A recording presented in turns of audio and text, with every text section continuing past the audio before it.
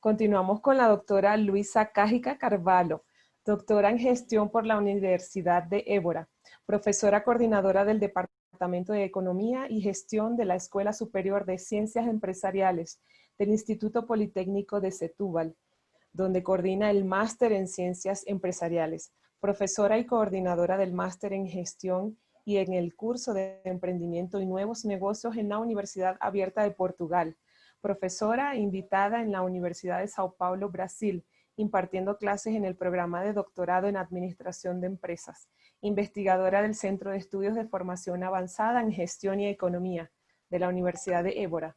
Desarrolla su actividad docente y de investigación en el ámbito del emprendimiento, la innovación y la internacionalización en el sector de servicios. Es autora de 6 libros nacionales, coordinadora editorial de 13 libros internacionales y 2 libros nacionales, autora de varios capítulos de libros y artículos en revistas nacionales e internacionales, miembro de varios proyectos de investigación nacionales e internacionales, integra varias comisiones científicas de congresos, periódicos y revistas internacionales.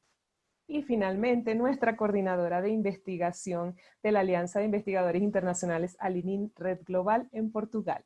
El título de su conferencia, Digitalización y Nuevos Modelos de Negocio. Bienvenida, doctora Luisa, tiene la palabra. Muchas gracias. Vou a compartilhar minha tela. Buenos días, buenas tardes a todos. Agradeço a invitação para estar hoje aqui com vosotros. Vou falar mi portuñol e hablarei despacito e espero que me compreendam. Me gostaria muito de agradecer a Alunin por esta invitação, por estar aqui hoje, e é um prazer poder compartilhar com vosotros esta parte da minha investigação, que é sobre digitalização e novos modelos de negócio. Vosotros têm meu correio, luisa.cajica.carvalho@gmail.com, e se por um acaso quiserem mais informação, ou houver alguma coisa que podemos colaborar, e ficarei ao vosso dispor. Então, conforme já foi dito por Ana, a minha investigação está muito relacionada com a área do empreendimento e inovação. E por aí, o tema de digitalização atualmente é muito importante, porque, como hemos visto com a pandemia de Covid-19, houve aqui um processo de grande aceleração de todo o processo de digitalização para as empresas, para as companhias, mas também para as universidades, que tiveram que rapidamente se tornar mais digitais. Nesta planilha que vem aqui, neste slide, vem a vermelho, a rojo, as áreas que tiveram mais dificuldades em digitalizar, como as linhas aéreas, o turismo, os cruzeiros, os fitness e ginásios, algumas áreas ligadas ao fast food, etc. Essas áreas foram de facto as que sofreram mais problemas, mais dificuldades durante este processo de pandemia, e começam também a procurar novas alternativas, novos modelos de negócio que possam levar a cabo para conseguirem entrar neste mercado. Pois prevê-se que mesmo pós este período que estamos a ter de confinamento, de estar em casa, de trabalhar de forma digital, muitas destas atividades possam continuar neste formato à distância, neste formato digital. Vemos depois ali a azul áreas que ganharam grande importância com este processo do Covid. Isto são dados muito recentes e que permitem ver, e são áreas como o streaming, quem não viu filmes no Netflix e noutras plataformas durante o tempo da pandemia, a entrega de comida em casa, food delivery, toda a área do gaming, os jogos, toda a área das vendas online, venda de produtos alimentares online, portanto foram áreas com grande crescimento durante este período do Covid e da pandemia. Então, se o contexto dos modelos de negócio na época digital era muito importante, com o Covid-19 verificamos que ainda é mais, e isto justifica de facto a nossa investigação dentro desta temática. Eu coloquei também aqui um exemplo, desculpem estar, me perdonem estar em inglês, pero lá a informação é muito recente e lá a maioria da informação está em inglês e não havia possibilidade de a colocar em português ou em espanhol. Pero tenho aqui na área da saúde que houve a emergência de um conjunto de soluções também na área da digitalização. E aqui temos exemplos na área da educação, para a saúde, na triagem, na telemedicina, muitas consultas feitas recorrendo à videoconferência ou ao teléfono, na área da distribuição, etc. Portanto, até a pesquisa, na área da pesquisa, etc., há aqui um grande impacto do processo de digitalização e o aparecimento de novas startups, de novas empresas que procuram modelos de negócio cada vez mais ligados à área digital. Então, estes novos modelos de negócio digitais, também com o Corona, houve uma grande aceleração dessa digitalização e passamos de uma ideia de serviço para autosservício, da relação em persona para uma relação personal, para multicanal, utilizando as redes sociais, o Zoom. É interessante como o Zoom, que estamos nós outros hoje usando, teve um aumento de sua cotação na Bolsa de Valores surpreendente com o Covid. Há ganho muito dinheiro no Zoom com o Covid-19.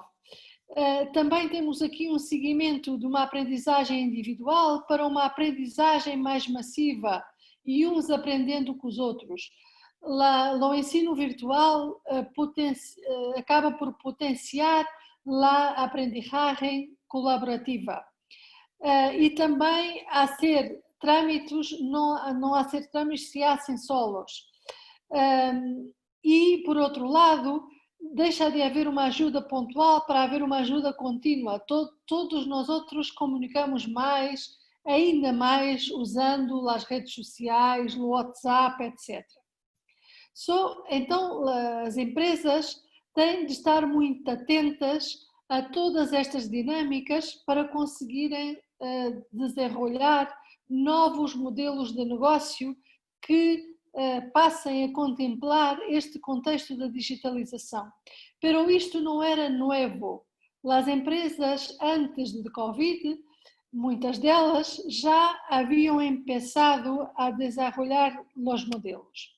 Pero miremos como podemos olhar para o modelo de negócio e criação de valor, considerando dos modelos smart para os novos smart, dos espertos para os novos espertos. Antes, nós outros tínhamos modelos de negócio com uma criação de valor tradicional, mas ainda hoje temos no mercado empresas com este comportamento, mas estas empresas, provavelmente muitas destas empresas, não vão conseguir sobreviver, porque não é possível ter esta dinâmica linear da produção, distribuição, marketing e consumidor. Tudo num único sentido, que era o sentido linear. Passamos depois para os modelos de negócio em plataforma. Os modelos de negócio em plataforma são os modelos que usam o contexto digital, estão ligados por plataformas digitais, a ecossistemas onde existem várias pessoas que se comunicam entre si. Já lá vou dar alguns exemplos para que possamos ver com mais exatidão. Então, a criação de valor já não é como uma linha, é uma criação de valor em dois sentidos, em que a plataforma vai contar com as pessoas e as pessoas vão dar feedback à plataforma. Pero miremos com exemplos que é muito mais fácil de compreender. Estes modelos que vosotros já ouviram falar, Uber, eBay, Airbnb, Google, Alibaba, que é uma grande empresa, é interessante, há visto alguns artigos que há lido agora durante o confinamento, como esta grande empresa de China, Alibaba, ha crescido durante o período da pandemia e, por outro lado, está a dar treinamento a outras pymes chinesas para ajudar essas pymes a encontrarem novas formas de chegar ao mercado. É interessante. Estes modelos de negócio em plataforma se caracterizam por criar esse valor e permitir a interação de dois ou mais consumidores ou grupos de participantes. Então, este gráfico, esta figura que vos apresento aqui, que tem a verde o exemplo de plataformas multi-site, isto é, com múltiplas relações. Temos aqui plataformas em todas as áreas, em todos os negócios. É interessante mirar, e depois do Covid é interessante mirar se nasceram outras mais. Plataformas de comunicação como WeChat, WhatsApp, Skype, social platforms, plataformas sociais como LinkedIn, Facebook, plataformas de conteúdos mídia como Twitter, Amazon, YouTube, que hoje estamos aqui usando, plataformas de pesquisa como Google, plataformas de sistemas operativos abertos como Linux e depois outros aplicativos mais ligados a algumas áreas como Google Play, etc. Se olharmos no lado azul, temos aqui outro tipo de plataformas em serviços, como o Airbnb, que permite alquilar habitações, apartamentos, num formato muito interessante, porque Airbnb não tem nenhum apartamento para alquilar, são as pessoas que colocam seus ativos nesta plataforma, Uber Eats, etc. Talvez algumas não existam em vossos países, como não existem aqui em Portugal, pero são globais, estão em mais do que um país no mundo. Depois temos plataformas de partilha de ativos, que é outra tendência da economia atual. A share economy, economia da partilha, como Uber, e aqui voltamos a ter Airbnb. Depois, plataformas de produtos como eBay e Amazon. E ainda, para suportar as outras plataformas de compras, temos as de pagamentos, como Visa, PayPal, American Express, entre outras. E ainda temos plataformas de nichos, porque em cada país, e vós outros, poderia ser interessante criar um mapa conceptual como este, criando as plataformas que existem, por exemplo, diferenciadas em Portugal, em Honduras, em Colômbia, etc., em Chile, por aí, e compreender como é que essas plataformas replicaram os modelos internacionais.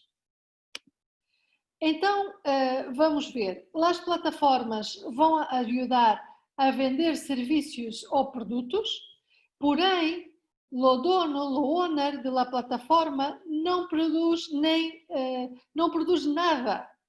É interessante como és capaz de vender um serviço ou um produto, pero não produz nada. Como o eBay ou Alibaba só o usam para vender o que nós outros lá vamos a poner. não fornecem serviços, As plataformas como Uber ou Airbnb não têm um único veículo, um único coche, não têm uma única habitação, só são usadas para que quem tem esses ativos los possa colocar por lá. Criam conteúdos publicados diariamente, como Facebook, Twitter ou YouTube. É um negócio interessante, porque nós outros é que estamos a criar os conteúdos para colocar nessas plataformas, e isso é o modelo de negócio, eles vão ganhar dinheiro com nossos conteúdos. Então, aqui o exemplo de Facebook. E olhando para o exemplo do Facebook, tem no lado da oferta, tem os utilizadores que criam conteúdos. Nós outros criamos conteúdos, pusemos lá nossas fotos de lá vacações, do terceiro congresso de Halloween, etc. Pero o Facebook não vai a recompensar, não vai a dar nenhuma recompensa aos utilizadores, por isso, pero vai usar nossos perfis para advertisement, para criar as campanhas de marketing mais direcionadas para os clientes. No lado da demanda, os advertisers vão a criar campanhas de marketing mais direcionadas. Quantas vezes vosotros já han procurado, quem tem Facebook, alguma informação, por exemplo, sobre uma viagem no Facebook, e seguidamente o Facebook vos dá uma série de propostas sobre isso. Eles têm acesso a essa audiência que está engajada e ativa e atenta à publicação de familiares e amigos, e vão usar isso para vender seus produtos, para chegar aos seus clientes. E no Facebook nós temos aqui 3 atores. Nós outros, quem coloca lá a informação em Facebook, lá a demanda, os advertisers e lá a firma, lá a empresa, lá a companhia, Facebook.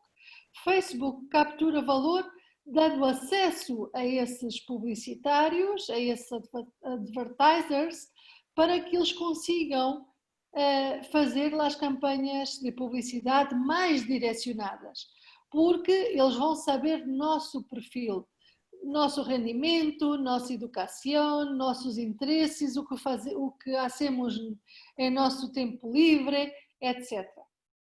É um modelo de negócio diferente. Interessante. Doctora Luisa, disculpe, le quedan 2 minutos de conferência. Ok, então eu não vou explicar muito detalhadamente eBay, porque depois também posso compartilhar a minha apresentação e ficarei também disponível para as questões que vosotros possam ter. Mas o eBay tem exatamente a mesma proposta, ao lado da oferta, com quem quer fazer as vendas online, no lado da procura, para quem quer procurar os preços mais baixos, e eBay captura valor com as transações. É outro modelo de negócio em plataforma. Então, e poderíamos ter aqui, como há falado antes, outros exemplos. Para não passar o tempo e deixar mais tempo para questões que vosotros possam ter e para discutirmos, e já pedindo muitas desculpas por mim, muito malo espanhol, não sei se já dito alguma palavra que não ha sido correta, me desculpem por isso. Podemos aqui ter atualmente modelos de negócio que passam por criar valor direto para os envolvidos, seja lá a oferta ou lá a demanda, mas também valor indireto gerado por efeitos de network dos participantes que estão a participar nessas redes sociais. Vosotros vejam outro exemplo, por exemplo, o TripAdvisor. Quando vamos mirar uma viagem, nos vamos ver em TripAdvisor, e se antes los hotéis só tinham lá as fotos muito bonitas, com tudo muito belo. Atualmente isso não é possível, porque o TripAdvisor, os utilizadores do hotel, tiram todo o tipo de fotos e nós podemos ver se a habitação está limpa, se há havido algum tipo de problema, se tem manutenção no hotel ou não, etc. Então, nós outros estamos a contribuir para que as pessoas comprem ou não aquele hotel com a nossa experiência compartilhada em TripAdvisor. A mesma coisa nos restaurantes, etc.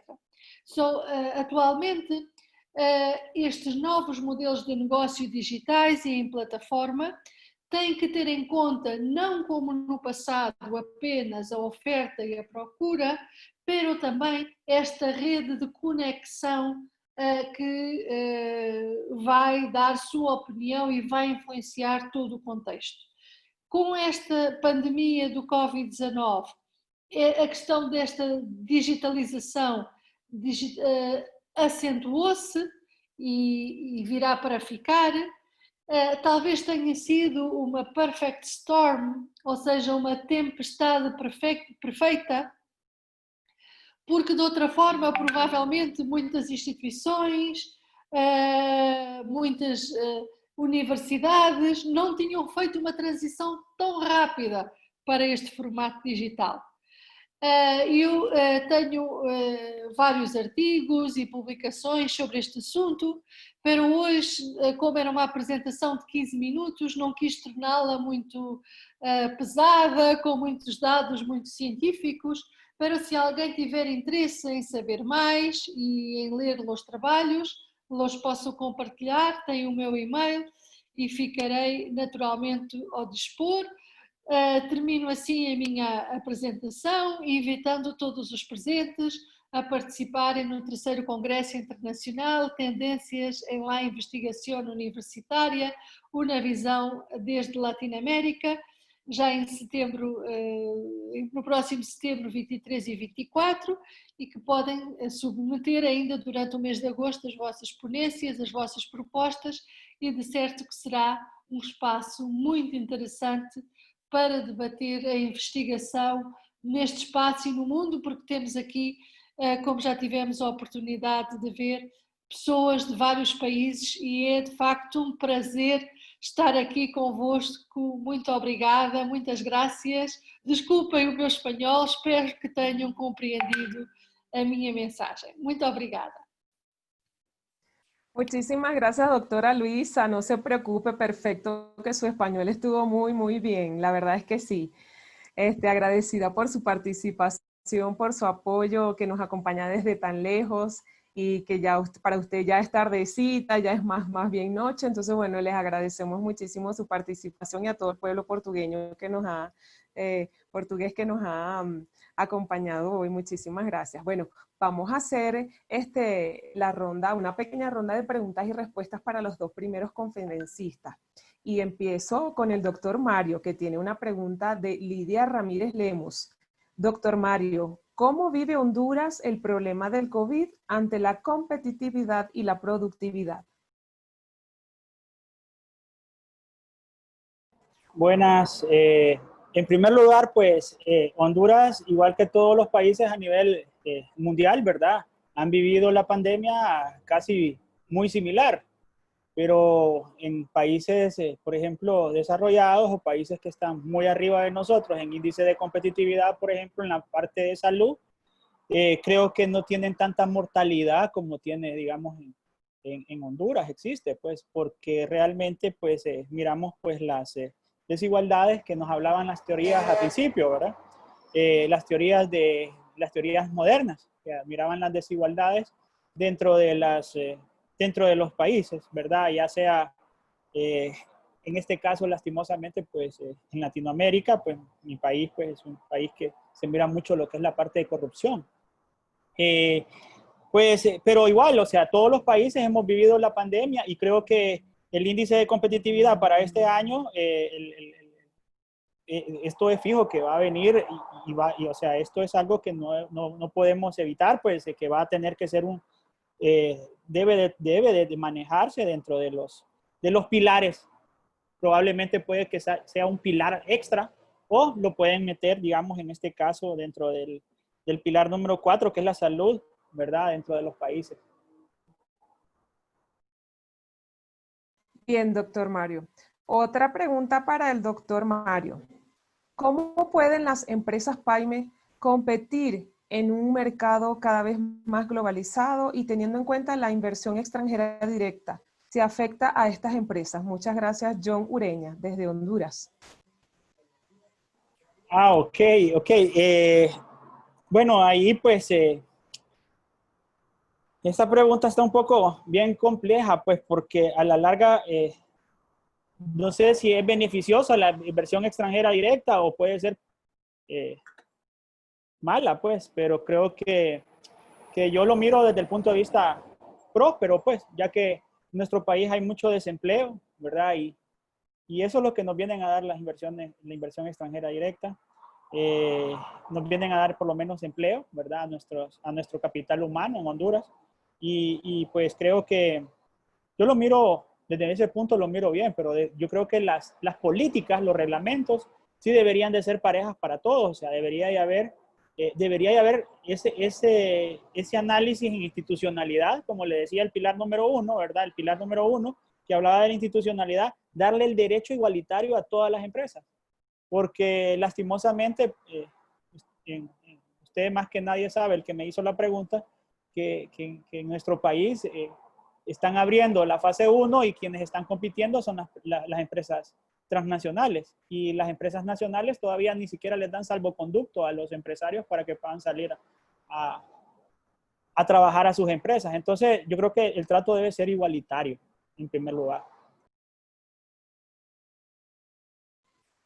Muchas gracias, doctor Mario. Una pregunta para la doctora Luisa. Lisbeth Rodríguez. En el caso de una microempresa del sector restaurantero, ¿qué plataforma recomendaría para lanzarse al área digital? ¿Habría algún orden para utilizarlas? Muitas graças por a pergunta.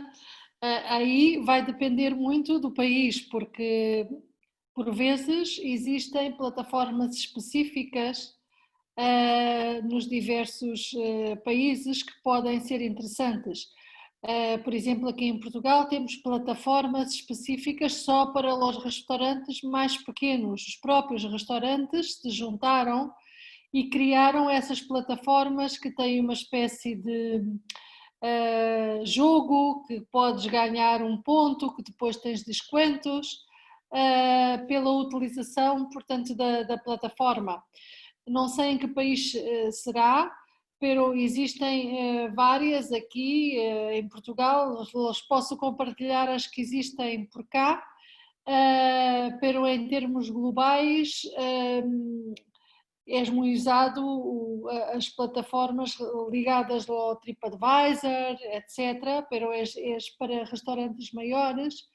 Aí seria mais relevante ver o que existe nesse país, ou se não existe, talvez as associações de restaurantes ou de pymes criarem esse aplicativo e porem ao dispor dos seus clientes, que possa fazer reservas, que possa dar rankings de satisfação, mas também com a possibilidade das pessoas receberem pontos ou alguma forma de benefícios para usarem mais a plataforma.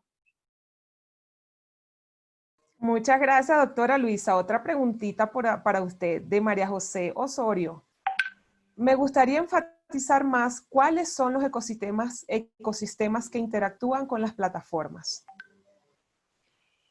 Quando estamos aqui a falar de ecossistemas, estamos a falar de um contexto que pode ter empresas e consumidores e que são esses ecossistemas que vão a ter várias personas interligadas entre si e que, por sua vez, vão aí fazer essa interação para o processo do negócio.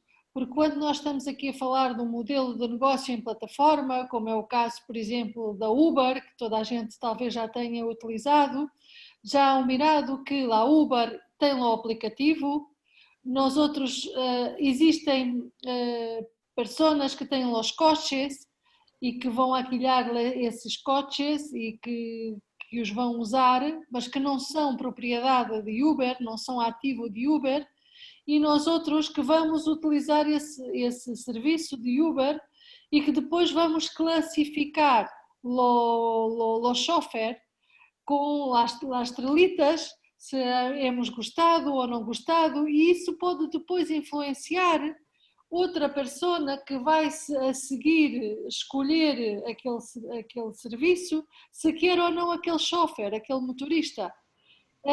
E isso influencia depois todo o processo de serviço e da qualidade dessa empresa. Por isso, os ecossistemas são criados por pessoas e empresas que nesses países interagem com as plataformas, e aqui ela ha dicho de várias, pero pode ser, depende também do que possa haver em cada país, mas estas são globais, como a Uber ou a TripAdvisor, por exemplo. Para la doctora Luisa, Jacqueline Serrano, ¿qué recomienda para promover una microempresa de bienes raíces en México a través de la plataforma? ¿Cuál podría ser una buena opción? Uma empresa eu agora não há ouvido muito bem. Le repito la pregunta, doctora Luisa, ¿no me escuchó? Ok. ¿Qué recomienda para promover una microempresa de bienes raíces en México a través de la plataforma? ¿Cuál podría ser una buena opción? Através da plataforma, e aí consideram que talvez tenham que se novamente ligar, porque as plataformas, para terem impacto, talvez não possa ser uma única empresa a ter uma microempresa ou uma PYME a ter a sua própria plataforma.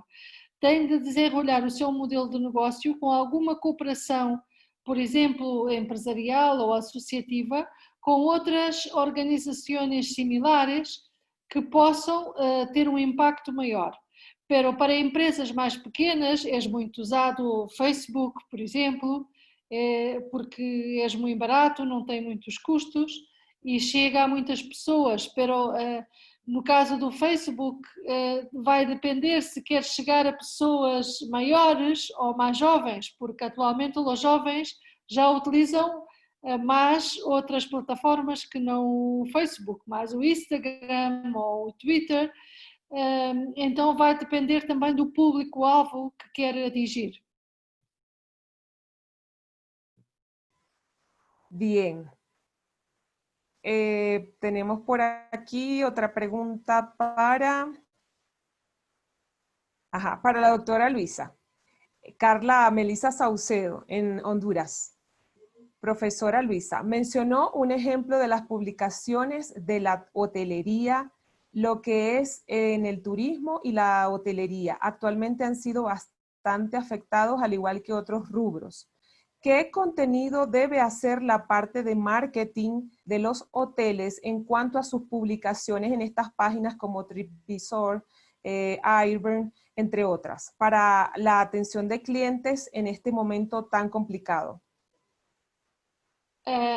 Muitos destes, como as pessoas atualmente não podem viajar, porque muitas fronteiras estão cerradas, muitas destas atividades, por exemplo, no caso do Airbnb, que vai alquilar as habitações, sobretudo a estrangeiros, por exemplo, estão a fazer campanhas mais voltadas para o público nacional. Por exemplo, não sei se existe Airbnb em Honduras, mas aqui em Portugal as plataformas da Airbnb estão fazendo o marketing para os portugueses irem utilizar esses espaços, esses hotéis, etc. Então estão a haver mais essas campanhas voltadas para os nacionais. É muito interessante aqui, por exemplo, na TV em Portugal, passa lá publicidade para, por exemplo, se és de Lisboa, pero não lo conheces tu cidade, porque por vezes estás em Lisboa e estás sempre trabalhando e não tens tempo para ver lá a cidade. Então és de Lisboa, pero vem mirar tu cidade, vem ver com mais atenção. Então lá as campanhas agora estão mais voltadas para o público nacional e tentando que esse público possa ajudar a recuperar também esse setor, que é um setor muito afetado, que é o setor do turismo, que está com grandes problemas. Por agora, penso que será isso. Por outro lado, também com campanhas mais digitais, de experiências mais digitais, para que quando tudo isto termine, nós outros tenhamos mais vontade de empezar a viajar e ver aquele local em persona e não só no nosso ordenador. É outra possibilidad.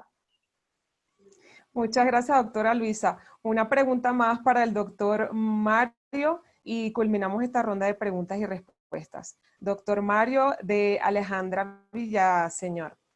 ¿Qué tan importante es la economía en un país para que sea competitivo a nivel global? ¿Y cuáles serían los requerimientos básicos para el desarrollo de la competitividad perfecta? Bueno, pues para que exista una competitividad, no necesariamente se necesita que el país sea, que tenga riquezas monetarias. Más que todo, creo que eso es algo interno de cada país, ¿verdad? Pues en cada lugar, si usted se pudo fijarse en la presentación, yo hice pues, un análisis de cada uno de América del Norte, América Central, América del Sur, y si ustedes pueden observar, hay países que, por ejemplo, como Costa Rica en nuestra región, países que son competitivos pues, a nivel mundial, donde muchas empresas van a hacer negocios, donde mucha gente va a hacer turismo, donde países que realmente están abiertos al mundo, ¿verdad? Para ser competitivos. Y creo yo que eso está en nosotros como ciudadanos, poniendo un granito de arena en cada acción que nosotros desempeñemos, ¿verdad? Creo que vamos a cambiar en Latinoamérica porque realmente tal vez le pueda recomendar algún libro que pudiera poder profundizar más sobre el tema. El libro de ¿Por qué fracasan las naciones? En este libro de Robinson habla un poco sobre la diferencia entre los países, ¿verdad? Podemos hablar de competitividad, no es lo mismo, dicen ellos ahí, pues no es lo mismo Carlos Slim que Bill Gates, pues. ¿Quién será más competitivo? Sabiendo las condiciones de mercado. Entonces ahí ustedes pueden tal vez contestarse la pregunta, porque realmente yo simple y sencillamente hago mi análisis, y no sé si puedo ser muy subjetivo, y si usted quiere indagar un poquito más, le recomiendo que ese libro para poder hacer su propio análisis. Gracias.